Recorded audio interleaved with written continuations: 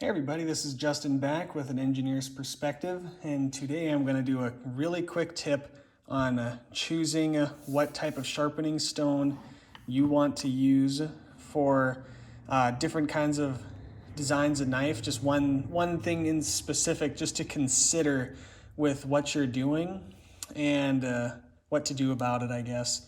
So I've got a couple of different knives here, and this is kind of the specific separation between the two. So a knife like the PM2 here is when it closes, the part that actually stops it from keep coming towards you so that the blade doesn't hit the back spacer is right here. That little cutout that goes right up against the stop pin right there. So that's what adjusts the depth it rides down into the handle, right?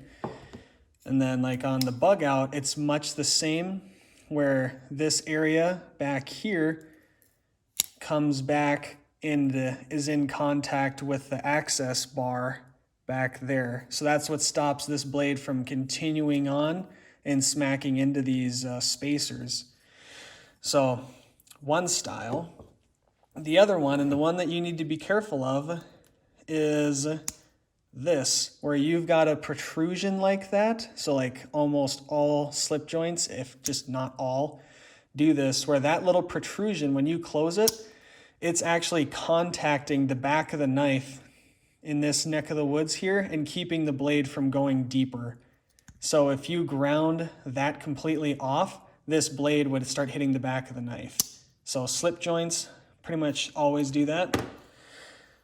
And then back locks are another one, where this here actually, you might even be able to see it. Do you see right there, that dark spot right there? That's where this hits the spine of the knife, and that's what controls the depth that it sits in there. So where that's important is that when you're choosing an abrasive or a technique for sharpening, is keep that in mind. So like when I sharpen, I like to go at a 45-degree angle, right? Because it helps with stability. So if I want to get right up to the back of this thing, I have to get right in there. And what you'll do is, because this is just a big brick of abrasive and binder, so the sides are abrasive too, meaning that they'll actually grind this back that way. So if you're not careful, you can remove so much metal from this area that you'll change the depth that it sits inside the blade. And an example of me almost making a huge mistake on this GEC is, you see how nice and pointy that side is?